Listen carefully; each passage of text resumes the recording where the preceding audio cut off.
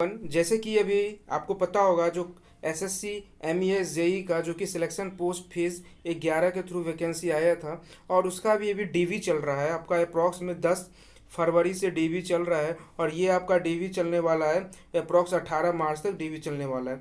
तो डीवी का मेरा तो डीवी हो गया है। आपका मेरा डीवी आपका 11 फरवरी को मेरा डीवी था। तो मैंने डीवी कैसे होता है, उसका क्या प्रोसीजर है, कि कौन कौन सा डॉक्यूमेंट ले जाना चाहिए, मैंने इस पर वीडियो अपलोड कर दिया है। आप लोग जा सकते हैं, उसको वीडियो को अच्छे से देख सकते हैं। आपके बाद डीवी में आपको कोई प्रॉब्लम नहीं होने वाला है। तो उसके बाद जो है सो बहुत से कैंडिडेट ने ये कमेंट किया था जो एक्सपेक्टेड कटअप कितना तक रह सकता है। कोई कैंडिडेट का अगर 90 नंबर है या 100 नंबर है तो वो लोग जाएं कि नहीं डीवी करवाने के लिए, या उसका डीवी करवाने के बाद भी आपका फाइनल में रिजल्ट में मेरिट में नाम ना आए। तो इसीलिए मैंने एक वीडियो बना बना रहा हूँ जिसपे जो है सो मैं एमईएस जेई का कटअप कितना रहने वाला है और इसका मैं पूरा एनालिसिस करके मैं आपको बताने वाला हूँ जो कितना कटअप रहने वाला है। ठीक है, तो ये आप देख सकते हैं, यहाँ पे देख सकते हैं जो फेज 11 के थ्रू जो टोटल वैकेंसी आया था वो टोटल वैकेंसी आपका कितना था, 391 आपका एमईएस जेई में वैकेंसी था। ठीक है, और उसका अभी डीवी चल रहा है। अब मैं आपको बता दूं जो टोटल वैकेंसी में आपका जनरल का कितना पोस्ट था, आपका 158 था, ओबीसी का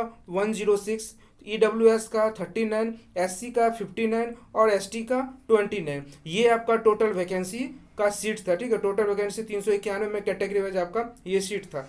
उसके बाद मैं आपको बता दूं जो वैकेंसी जो आपका इसका कट ऑफ आया था अप्रॉक्स में 2000 मतलब ये 23 या 24 के फर्स्ट मंथ में कट ऑफ इसका आया था। ठीक है, पीटी का कट ऑफ।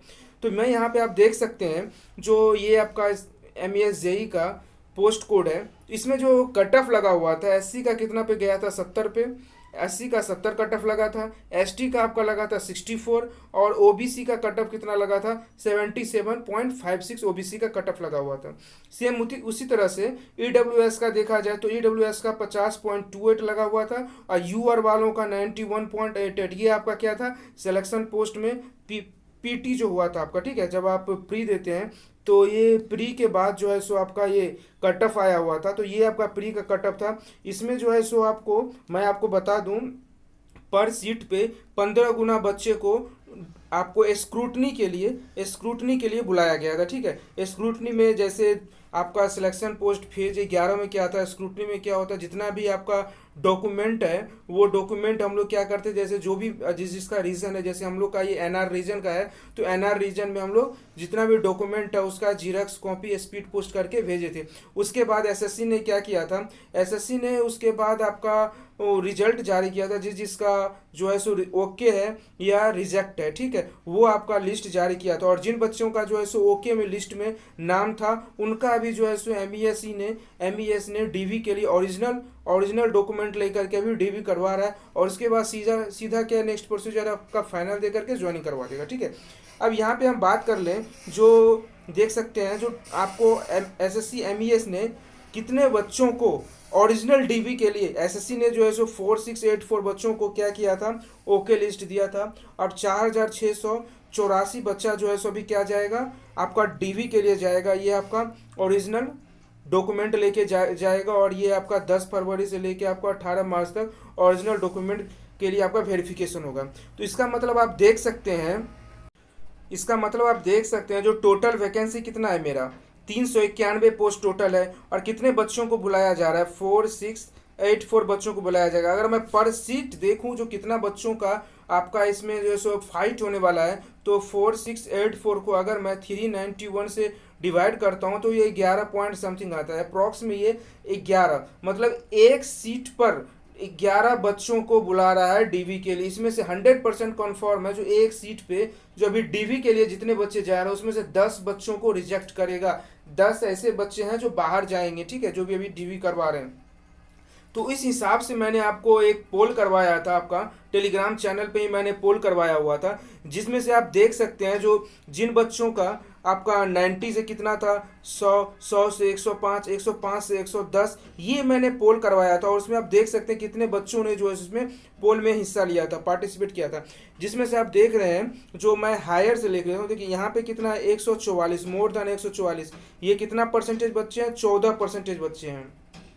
तो यहाँ पे देख सकते हैं मोर देन 140 आपका 14% है। ये बिल्कुल गलत है, क्योंकि देखिए कुछ बच्चे ऐसे होते हैं ना जो अपना जो है सो मतलब उसका अपना स्टेटस बनाने के लिए पोल पे गलत कर देते हैं। इसी तरह से यहाँ पे देखिए एक सीरियल में आ रहा है 9, 8, 7, 7, तो इसको तो मोर देन 140 जो है सो 14% बच्चा होगा ही नहीं। हम यहाँ से देख रहे हैं तो ये आपको मुझे लग रहा है जो एक एक्सपेक्टेड पोल के हिसाब से बच्चे ने यहाँ पे पोल सही किया है। तो यहाँ पे देख सकते हैं जो 135 से 40 के बीच में 7% बच्चे, 130 से 35 के बीच में भी 7% बच्चे ने पोल पे क्लिक किया है, 125 से लेकर 130 तक 8% बच्चे ने, 120 से 125 मार्क्स तक जिनका स्कोर है उसने 9%, और उसके बाद 115 से 120 तक जिसने किया उसने किया है 9%, 110 से 115 तक 10%, और 105 से 110 तक 8%, और 100 से 105 के बीच में 7%, और 90 से लेकर 100 के बीच में 24%। एक चीज़ आप यहाँ पे नोटिस कर सकते हैं, जो यहाँ पे आप देख सकते हैं एक चीज़, यहाँ पे देखिए 90 से लेकर के 100 के बीच में 24% बच्चे हैं, 24% बच्चे हैं। हमारा जो कट ऑफ कितना हुआ था अगर देख लूँ जनरल का तो 91, तो इसका मतलब ये हुआ जो 24% बच्चे जो थे 90 से 100 के बीच में 24%, अगर मेरा 100 से ज़्यादा कट ऑफ जाएगा, 100 से ज़्यादा कट ऑफ जा रहा है तो 24% बच्चे तो ऐसे ही आपका आपका रिजेक्ट हो जाएगा। बचा 76% बच्चे, और 76% बच्चे में मैं आपको बता दूं जो मेरा जो वहाँ पे 11 फरवरी को डीबी हुआ था, तो 11 फरवरी के डीबी में जब मैं डीबी करवाने गया था तो वहाँ पे देखा था जो ओनली अटेंडेंस जो है सो आपका 90 से लेकर के 85% के बीच में अटेंडेंस है, ठीक है। आपका 10 से 15% तक बच्चे वैसे भी अटेंडेंस आपको नहीं कर रहे हैं, एब्सेंट जा रहे हैं, ठीक है। तो यहाँ पे अगर 100 से ज़्यादा कटअप भी जाएगा, आप यहाँ पे देखिए अगर 100 से ज़्यादा भी कटअप जाएगा तो 76% बच्चे तो ऐसे ही चल गए, और 76% बच्चे में भी आप वो आपका क्या हो जाएगा, बाहर हो गया। अगर और उसके बाद मैं देख रहा हूँ तो 10 से लेके 15% बच्चे तो क्या करेंगे, ये आपका डीबी में शामिल ही नहीं हुए, तो ये भी आप आपका 76% ये हो गया, और 10% और माइनस कर दीजिए, तो इतना ही बच्चे का आपका 65 के अप्रोक्स में बच्चे जो हैं 76 में से 10 गया, 65 से लेकर के 66% के बीच में आपका कटअप आपका वैरी करने वाला है जो कितना कटअप जा सकता है। तो उस हिसाब से मैं आपको एनालिसिस करके एक एक्सपेक्टेड कटअप बता सकता हूँ, जो आप यहाँ पे देख सकते हैं जो जिन बच्चों का जनरल से अगर बिलोंग करते हैं, अगर 130 से 135 के बीच में रॉ स्कोर है उनका, तो वो बच्चा जो है सो 100% ये 100 या 95% बच्चे ये सेटिस्फाइड हो सकते हैं जो उनका फाइनल लिस्ट में नाम 100% आएगा। जिनका 100 से लेके 125 तक स्कोर आ रहा है, आपका ओबीसी से है, तो आपको फाइनल में आने का बहुत चांस है। ईडब्ल्यूएस वालों का 115 से 120 तक, और एससी का 110 से 115 तक, और एसटी का 105 से 110 के बीच में अगर आपका ये स्कोर है तो आप लोग का 90% चांस है जो आपका फाइनल लिस्ट में नाम आ सकता है। तो ये जो मैं कट ऑफ बताया हूँ ना, ये एक जेन्युइन कट ऑफ है, क्योंकि आप देखिए आप खुद सोच सकते हैं जो अगर अगर मान लीजिए ओबीसी का कट ऑफ 77 पे गया हुआ है, तो इसका मतलब यही हुआ जो यहाँ से जो एसएससी ने अभी एमईएस ने डॉक्यूमेंट के लिए बुलाया है, तो यहाँ से सब आगे वाले बच्चों को डीवी के लिए बुलाया हुआ है। तो एटलीस्ट अगर ओबीसी का यहाँ पे 120-25 तक जाएगा तो कितना का वेरिएंस हो सकता है, हो जा रहा है। यहाँ पे आप देख रहे हैं 77 3 80 और 20 23 नंबर यहाँ और 20 नंबर यहाँ, तो 43 नंबर हो गया। भाई कितना ज़्यादा बढ़ाएगा, यहाँ पे 43 नंबर फाइनल में नहीं जाता है। आप फाइनल में ज़्यादा से ज़्यादा जो लिस्ट में आपका फाइनल कट ऑफ लगेगा वो 15 से 20 तक लग रहा है, यहाँ पे 43 तक बहुत है। इसीलिए मैं आपको बता दे रहा हूँ जो 120-25 जो मैं ये बता रहा हूँ ना, ये मैक्सिमम है, इससे ज़्यादा तो बिल्कुल नहीं जाने वाला, क्योंकि जो कट ऑफ अभी लगा हुआ है, क्योंकि बच्चे को अगर उठाया है तो जो मेरा एक्चुअल कट ऑफ लगा है 77, तो इसी से ज़्यादा वालों को उठाया हुआ है, तो कट ऑफ तो आपका यही लगने वाला है। इसीलिए मैं आप लोग को बता दे रहा हूँ। तो जिन का